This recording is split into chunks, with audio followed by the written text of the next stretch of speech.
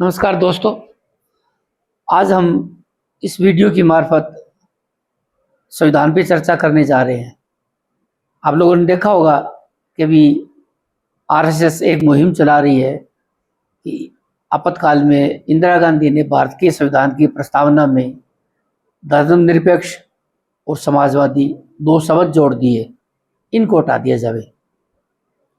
अब ये मुद्दा राष्ट्रीय स्तर पर संघ चलाने जा रहे हैं।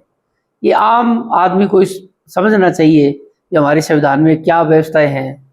संविधान की प्रस्तावना में इन दो शब्दों के जोड़ने से या नहीं जोड़ने से क्या हो जाएगा, और इतने इस मुद्दे को आरएसएस इतना ज़्यादा महत्व क्यों दी जा रही है। क्या वास्तव में यह कोई महत्वपूर्ण बात है या सिर्फ जनता का अन्य बातों से ध्यान आकर्षित हटाने के लिए और इस मुद्दे को उठाया गया है। तो अब दो शब्द जो आ रहे हैं, एक तो सेकुलरिज्म, जिसका आम भाषा में हम कह सकते हैं कि पंथ निरपेक्ष, क्योंकि इस सेकुलर शब्द की एग्जैक्ट कोई हिंदी या संस्कृत ट्रांसलेशन नहीं है। इसको हम धर्मनिरपेक्ष नहीं कहते बल्कि पंथ निरपेक्ष कहते हैं, और सोशलिस्ट का समाजवादी व्यवस्था कहते हैं।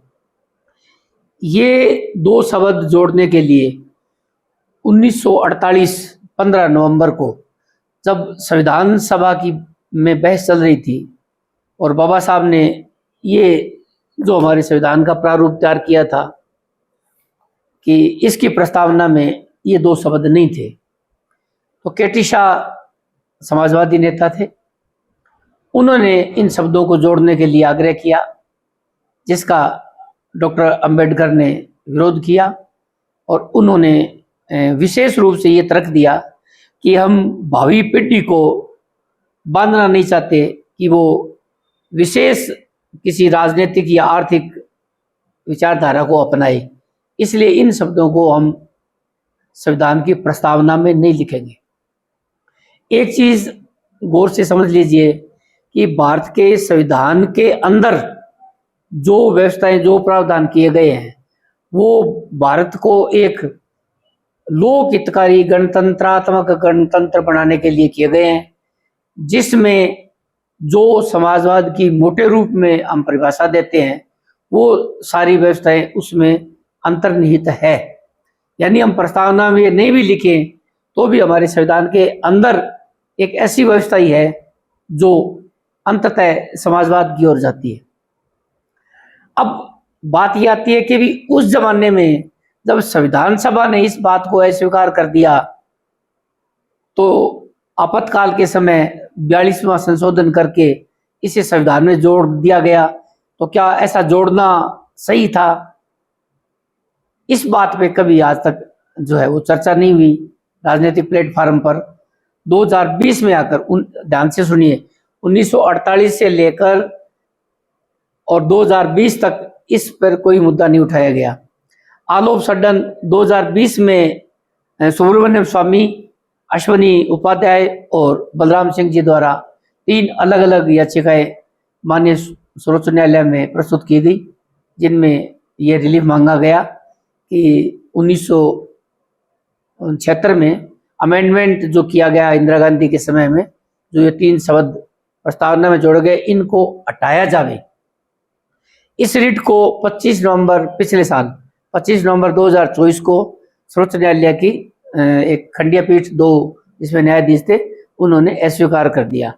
उन्होंने अस्वीकार करते हुए ये कहा कि संसद को संशोधन करने की अधिकारिता है। मेन बिंदु यही था, नहीं था कि उनको अधिकारिता है या नहीं है।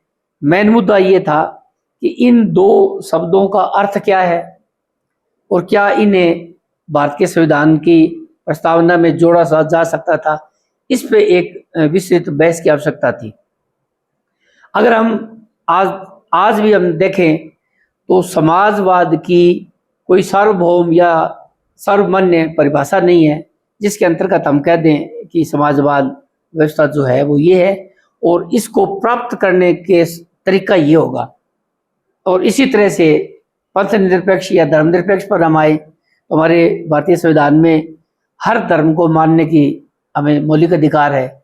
तो लिखने या नहीं लिखने से क्या होगा, अब इस पे आप हम लोगों को भी मनन करना है। जब 1948 में जब ये बहस चल रही थी, तो उस समय केटी शाह ने बड़ा अच्छा एक कटाक्ष करते हुए ये कहा था कि समाजवाद शब्द से लोग डर रहे हैं।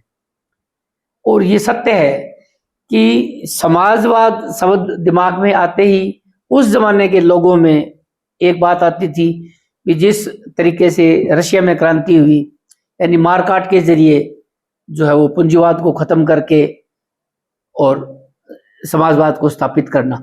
तो एक ऐसे शब्द हमारे जो संविधान निर्माता थे अपने भारत की प्रस्तावना में इस शब्द को इन कारणों से नहीं ला रहे थे कि ये दोनों ही शब्द अपने आप में अपूर्ण हैं, और इन्हें स्थापित करने के लिए फिर आने वाली सरकारें क्या साधन अपनाएगी, क्या सारे पूंजीवादियों से उनकी पूंजी छीन के उसको फिर जनता की संपत्ति घोषित कर दिया जाएगा, या फिर वो मारदार शुरू हो जाएगी। इस विवाद से डरते हुए ही इन शब्दों को वहां प्रस्तावना में जोड़ने से गुरेज किया गया। ये मेन मुद्दा था। माननीय सर्वोच्च न्यायालय ने बेशक अपने निर्णय में संसद की अधिकारिता मान ली कि संसद को संशोधन का अधिकार है, लेकिन अपेक्षा हम ये कर रहे थे कि सर्वोच्च न्यायालय ये हमें बताता कि इन दो शब्दों का अर्थ वास्तव में ये है और इसलिए इनका जोड़ा जाना न्यायोचित है, तब एक निर्णय होता। 42वें संशोधन पर आज बीजेपी आंदोलन कर रही है, आरएसएस भी आंदोलनरत है कि 42वें संशोधन में ये चीजें गलत थी। तो मैं तो आप सब लोगों का ध्यान इस तरफ भी आकर्षित करवाना चाहता हूँ, खास तौर से कि 42वें संशोधन के जरिए भारत के संविधान के मूलभूत जो ढांचा था उसको बिगाड़ दिया गया।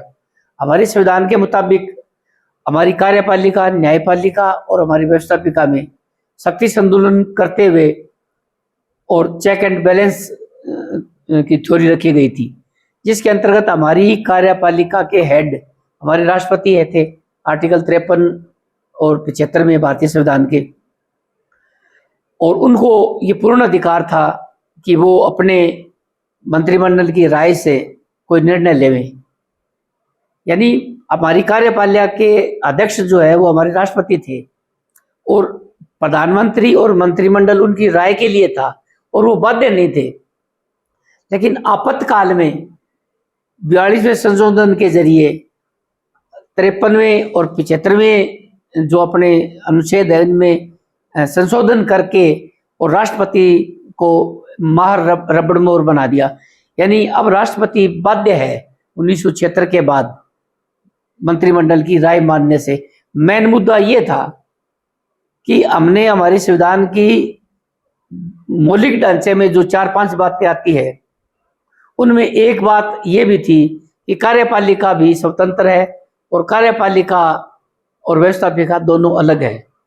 आज 76 के बाद आज हम देखें, आज तक व्यवस्था क्या है, सारी शक्ति हमारे प्रधानमंत्री में निहित है, कार्यपालिका भी और व्यवस्थापिका भी। क्योंकि व्यवस्थापिका की इसलिए कि संसद में मेजोरिटी होती है सत्ता पार्टी की और उसका वो मुखिया होता है, और कार्यपालिका में राष्ट्रपति जी की चलती नहीं, ये जो राय देंगे राष्ट्रपति जी मानने को बाध्य होंगे। तो एक तरह से दोनों ही शक्तियां जो है वो आज हमारे प्रधानमंत्री में निहित होगी।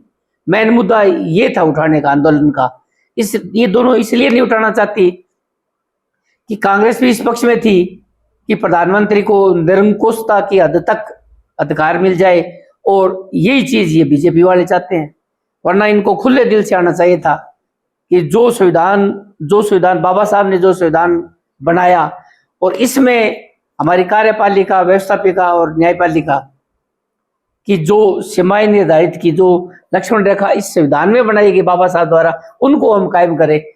इसलिए हम लोगों को चाहिए कि अगर ऐसा कोई मूवमेंट होता है, ऐसा आंदोलन होता है, तो हम आम जनता की तरफ से ये मांग रखें कि 42वें संशोधन के जरिए जितने भी भारतीय संविधान में छेड़छाड़ गई है उन सब पे ही एक संविधान की बड़ी पीठ बनाई जावे हमारे सर्वोच्च न्यायालय की, जिसमें सर्वोच्च न्यायालय के सारे जजों और सारे हाई कोर्ट्स के मुख्य न्यायाधीश हो, और फिर हम केशवानंद भारती के केस में जो सर्वोच्च न्यायालय ने तय किया था कि भारत के संविधान के मौलिक ढांचा में परिवर्तन नहीं किया जा सकता, उस लाइट में दोबारा से एक विस्तृत निर्णय लिया जाए कि भारत के संविधान के ढांचे में 42वें संशोधन के द्वारा परिवर्तन किया गया या नहीं किया गया। तो ये प्रस्तावना में संशोधन वाली बात भी वही शामिल हो जाएगी। धन्यवाद।